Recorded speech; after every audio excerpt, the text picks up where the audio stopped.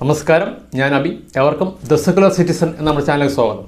ഉത്സവ ആഘോഷങ്ങൾ, പള്ളിപ്പെരുന്നാളുകൾ, നബിദിന റാലികൾ, ക്രിസ്മസ് ആഘോഷങ്ങൾ, റാസ, ശൂലംകുത്ത്, പൊങ്കാലകൾ, റിപ്പബ്ലിക് ദിനാഘോഷങ്ങൾ, സ്വാതന്ത്ര്യദിന റാലികൾ തുടങ്ങി ആഘോഷങ്ങൾ ഏതുമാകട്ടെ, അതിൽ ശാസ്ത്രീയമെന്നോ ഗോത്രീയമെന്നോ വ്യത്യാസമില്ലാതെ സമൂഹത്തിൽ അന്ധവിശ്വാസം മാത്രം പരത്തുന്നതോ സാഹോദര്യം പകരുന്നതോ ആയിക്കൊള്ളട്ടെ, നാളിതുവരെ അതിൻ്റെ വേദിയാവാൻ തിരഞ്ഞെടുത്തിട്ടുള്ളത് നമ്മുടെ നിരത്തുകളാണ്. പൊതുഗതാഗതം തടസ്സപ്പെടുത്തുന്നതിന് പകരം മതപരമായ ആചാരങ്ങൾ ആരാധനാലയങ്ങളുടെ മുറ്റത്തും വിദ്യാഭ്യാസ സ്ഥാപനങ്ങളുടെ ആഘോഷങ്ങൾ അതാത് ഗ്രൗണ്ടുകളും നടത്താൻ കഴിഞ്ഞാൽ, അതുമല്ലെങ്കിൽ പ്രത്യേകമായിട്ടുള്ള കളിസ്ഥലങ്ങൾ ഇത്തരം ആഘോഷങ്ങൾക്ക് താൽക്കാലികമായി വിനിയോഗിക്കാൻ കഴിഞ്ഞാൽ ഉണ്ടാകാൻ പോകുന്ന മാറ്റം വളരെ വലുതായിരിക്കും.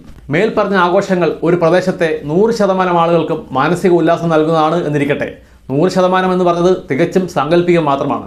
അങ്ങനെയാണെങ്കിൽ കൂടിയും അതിന് വേദിയാകേണ്ടത് നമ്മുടെ നിരത്തുകളല്ല എന്നോർക്കേണ്ടതാണ്. രാഷ്ട്രീയ പാർട്ടികളുടെ കാര്യവും മറിച്ചല്ല. ജനങ്ങളെ പരമാവധി ബുദ്ധിമുട്ടിച്ചുകൊണ്ട് ജനാധിപത്യം നടപ്പാക്കാൻ ഇറങ്ങി പുറപ്പെടുന്നവർക്കും വേദിയാക്കുന്നത് നമ്മുടെ നിരത്തുകളെ തന്നെയാണ്.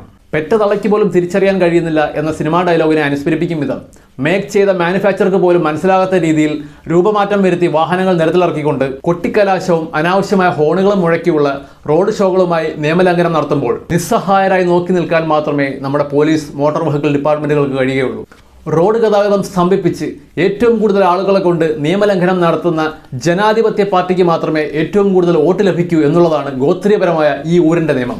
ആ ഊര് നിയമം ലംഘിച്ചുകൊണ്ട് ധീരതയോടെ ഒരാൾ മുന്നോട്ട് വന്നാൽ, അല്ലെങ്കിൽ ഒരു സംഘടന മുന്നോട്ട് വന്നാൽ, നാളെ അതും തീർച്ചയായിട്ടും ചരിത്രത്തിൻ്റെ ഭാഗമാകും. ജീവന്റെ തുടുപ്പുമായി കുതിക്കുന്ന ഓരോ നിമിഷവും വിലപ്പെട്ട് ആംബുലൻസിനെ പിടിച്ചു നിർത്താൻ മതരാഷ്ട്ര കൊടിയുടെ ആവേശത്തിൽ ആറാടുന്ന വ്യക്തിക്ക് മാത്രമേ കഴിയുകയുള്ളൂ. പ്രതീക്ഷയില്ലാതില്ല.